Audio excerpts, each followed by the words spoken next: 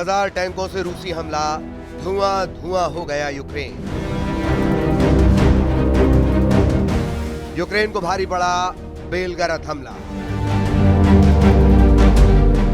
86% जीता रूस, 14% हारा यूक्रेन।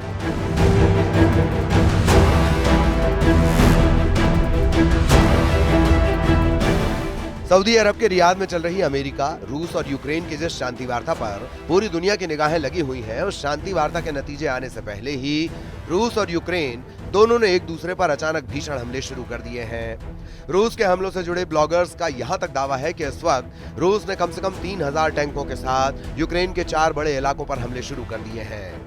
हम आपको दिखाएंगे कि आखिर क्यों यूक्रेन पर तूफानी हवाई हमले करने के साथ साथ रूसी सेना ने टैंक, तोप, बख्तरबंद लड़ाकू वाहन और पैदल सैनिकों के साथ भीषण हमले शुरू कर दिए हैं। हम आपको ये भी दिखाएंगे कि हारते हाँफते और मरती यूक्रेनी सेना ने रूस के बेलगरद पर हमला ऐसे वक्त क्यों किया जब सऊदी अरब में युद्ध विराम पर इतनी महत्वपूर्ण वार्ता चल रही है। हम आपको ये भी दिखाएंगे कि क्यों कुर्स्क में राष्ट्रपति पुतिन के सामने रूसी सेना के chief of staff general Valery Gerasimov ने डंके की चोट पर कह दिया है कि रूस अब 86% जंग जीत चुका है और यूक्रेन 14% जंग हार चुका है। यानी दोनों ही स्थिति में रूस की 100% जीत होने जा रही है।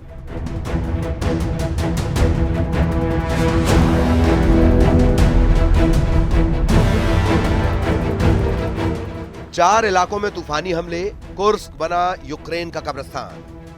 हम आपको वॉर जोन से आ रही सबसे लेटेस्ट अपडेट दिखा रहे हैं। इस वक्त रूसी और यूक्रेनी सेना एक दूसरे पर बड़े हमले करने का दावा कर रहे हैं। रूस ने जहां यूक्रेन के Odesa, Luhansk, Kherson, Zaporizhzhia, Donetsk, Kharkiv और सुमी पर बेतहाशा हमले बढ़ा दिए हैं, वहीं दूसरी तरफ यूक्रेन ने रूस के कुर्स्क इलाके से भागकर अब रूस के बेलगरद पर भयंकर हमले शुरू कर दिए हैं। दावा किया जा रहा है कि यूक्रेन ने ऐसा इसलिए किया ताकि रूस को अपनी सैन्य ताकत को कुर्स्क की जगह बेलगरद में भेजना पड़े, क्योंकि इस वक्त कुर्स्क में यूक्रेन के 50,000 सैनिकों के साथ साथ नेटो के 30 बड़े अफसरों को रूसी सेना ने चारों तरफ से घेर लिया है। जरा पश्चिमी रूस के कुर्स्क के इस इलाके को देखिए जहां यूक्रेनी सेना को भारी नुकसान उठाना पड़ा। अमेरिका के तमाम हथियार जिनके दम पर यूक्रेनी सेना रूसी सेना पर जानलेवा हमले कर रही थी, उसे रूसी सेना ने तबाह और बर्बाद कर दिया। यूक्रेनी सेना जो सितंबर 2024 से फरवरी 2025 तक खुद को शिकारी समझ रही थी, वो यूक्रेनी सेना अब खुद शिकार हो रही है। पिछले 15 दिनों में ही 18,000 से ज्यादा यूक्रेनी सैनिक मारे जा चुके हैं, जबकि सैकड़ों की तादाद में यूक्रेनी टैंक, तोप, बख्तरबंद वाहन और हॉवित्जर तोप के चीथड़े रूसी सेना ने उड़ा दिए हैं। हालात यह है कि जो ज़ेलेंस्की सोच रहे थे कि कुर्स्क इलाके पर कब्जा करने के बाद वो पुतिन को घुटनों पर ला देंगे, वो ज़ेलेंस्की अब पुतिन के ऐसे फंदे में फंस चुके हैं जहां पर यूक्रेनी सेना के नरसंहार का बड़ा खतरा पैदा हो गया है। हम आपको वो वीडियो दिखा रहे हैं जब कुर्स्क में राष्ट्रपति पुतिन सैन्य वर्दी पहनकर अपने कमांडरों से मिले थे। 12 मार्च 2025 के इस वीडियो में उस वक्त राष्ट्रपति पुतिन ने साफ कह दिया था कि कुर्स्क से बचकर एक भी यूक्रेनी और भाड़े के सैनिक और अफसर न जाने पाए। इस मीटिंग में उस वक्त राष्ट्रपति पुतिन के सामने मौजूद थे रूसी सेना के chief of staff general Valery Gerasimov, जिन्होंने जो दावे किए वो आपको हैरान कर देंगे।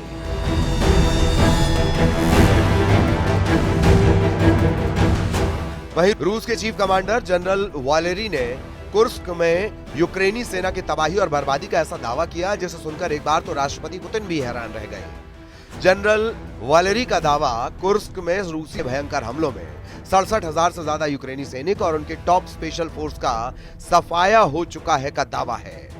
बात तो यहां तक की गई कि यूक्रेन ने रूस के कुर्स्क का 1300 वर्ग किलोमीटर इलाका 6 अगस्त 2024 के बाद से कब्जा कर लिया था, लेकिन रूस के तूफानी और खूनी हमलों के बाद रूस ने यूक्रेन से अपना 1100 वर्ग किलोमीटर का इलाका आजाद करा लिया है, जो यूक्रेन की तरफ से कुल कब्जा किए गए इलाके का 86% है। यानी अब यूक्रेनी सेना कुर्स्क के सिर्फ 14% इलाके में फंसकर रह गई है। रूसी सेना के chief commander general Valery Gerasimov का यह भी दावा है कि कुर्स्क में लगभग 50,000 यूक्रेनी सैनिकों को रूसी सेना ने घेर लिया है। यहाँ तक कि यूक्रेन के कुर्स्क में मदद कर रहे नेटो देश के 30 बड़े अफसरों को भी रूसी सेना ने चारों तरफ से घेर लिया है। यानी रूसी सेना के हाथों इनकी मौत तय है अगर इन्होंने सरेंडर नहीं किया। रूसी जनरल स्टाफ के प्रमुख ये भी कह रहे हैं कि कुल मिलाकर आक्रामक अभियानों के दौरान 1100 वर्ग किलोमीटर से अधिक इलाके को मुक्त कराया गया, जो दुश्मन द्वारा पहले से कब्जा किए गए इलाके का 86% से ज्यादा है। कुर्स्क दिशा में सैन्य अभियानों के दौरान दुश्मन ने 67,000 से अधिक सैनिकों को खो दिया है। ये यूक्रेन की सशस्त्र सेनाओं की सबसे अच्छी तरह से प्रशिक्षित और अत्यधिक प्रेरित इकाइयां हैं। पुतिन के सामने गिड़गिड़ाए ट्रंप, क्या 20 अप्रैल तक युद्ध रोका? उधर दूसरी तरफ सऊदी अरब की राजधानी रियाद में अमेरिका, रूस और यूक्रेन के प्रतिनिधियों के बीच 30 दिन के युद्ध विराम पर चर्चा हुई है। अमेरिका के विशेष दूत स्टीव विटकॉफ को लगता है कि पुतिन 30 दिन के लिए युद्ध विराम का प्रस्ताव मान सकते हैं, लेकिन दिक्कत यह है कि अमेरिका के विशेष दूत स्टीव के मुंह से पुतिन की तारीफ सुनकर यूक्रेन और यूरोप के नेताओं को मिर्ची लग गई है। सभी को लग रहा है कि वार्ता पुतिन के एजेंडा के हिसाब से हो रही है। साथ ही ज़ेलेंस्की ये भी आरोप लगा रहे हैं कि पुतिन वार्ता के साथ साथ यूक्रेन के नए इलाकों पर हमले तेज कर रहे हैं, जो बर्दाश्त नहीं किए जाएंगे। इधर रूसी सरकारी मीडिया के मुताबिक मॉस्को डेलीगेशन ने रियाद में ऐसा बयान दिया है, वो साबित करता है कि रूस किसी के दबाव में आने वाला नहीं है। क्रेमलिन के प्रवक्ता दिमित्री पेस्कोव ने दो टूक कहा है कि जल्द समाधान की उम्मीदों को कम करके आंका जाए। बातचीत अभी शुरू नहीं हुई है और कठिन वार्ता और शांति के लिए लंबा सफर तय करना होगा। क्रेमलिन के प्रवक्ता दिमित्री पेस्कोव ने रूसी सरकारी टीवी से कहा, जल्द चमत्कार की उम्मीद बिल्कुल ना करें। उधर ब्लूमबर्ग ने सऊदी अरब के रियाद में चल रही शांति वार्ता पर छपी अपनी रिपोर्ट में दावा किया है। ट्रंप चाहते हैं कि दोनों देशों के बीच ईस्टर से पहले यानी 20 अप्रैल तक वॉर रुक जाए, लेकिन 23 मार्च को ही रूस ने यूक्रेन पर 147 स्ट्राइक ड्रोन से हमला कर दिया, जिसमें 7 लोगों की मौत हो गई। ऐसे में सबसे बड़ा सवाल खड़ा होता है कि ट्रंप किस बिना पर अगले 25 दिनों में 3 साल से जारी जंग को रोक देंगे।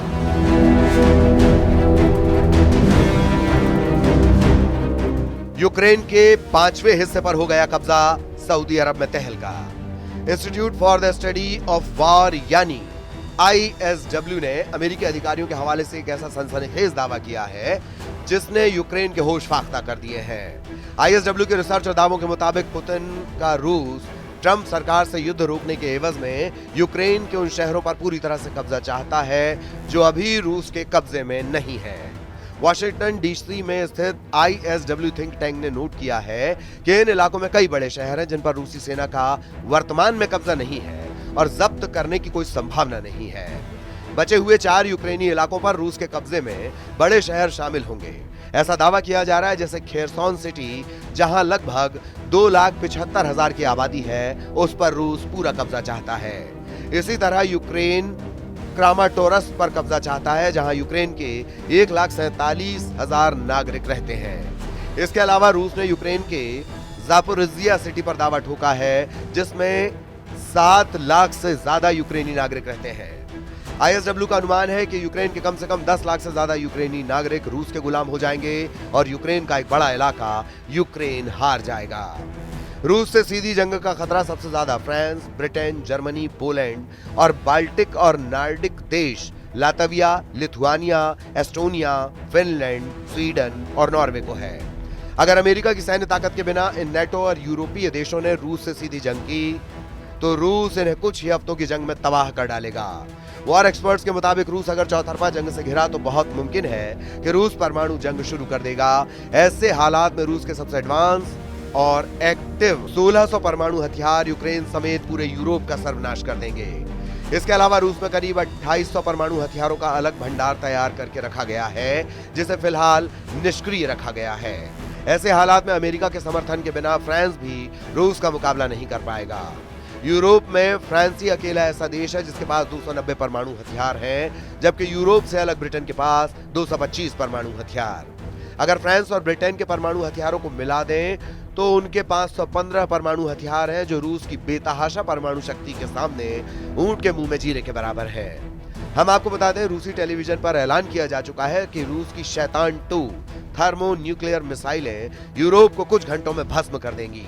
रूस की ये मिसाइलें जबरदस्त परमाणु क्षमता से लैस हैं। रूस तो पहले ही धमकी दे चुका है कि वो ब्रिटेन को पानी में डुबाकर खत्म कर देगा, जबकि पेरिस को सिर्फ 200 सेकंड में तबाह करने की धमकी दी गई है। परमाणु युद्ध की स्थिति में वॉर एक्सपर्ट्स के मुताबिक विनाश तय है। इधर बेल्जियम में यूरोप की एटमी धमकी के बाद से राष्ट्रपति ट्रंप के सलाहकारों ने ऐलान कर दिया है कि अमेरिका नेटो से बाहर जा सकता है, जबकि राष्ट्रपति ट्रंप ने दो टूक कहा है कि रूस को यूरोपीय देश अलग थलग नहीं कर सकते हैं। यूरोप युद्ध के पागलपन से खुद को बचाए वरना तबाह हो जाएंगे।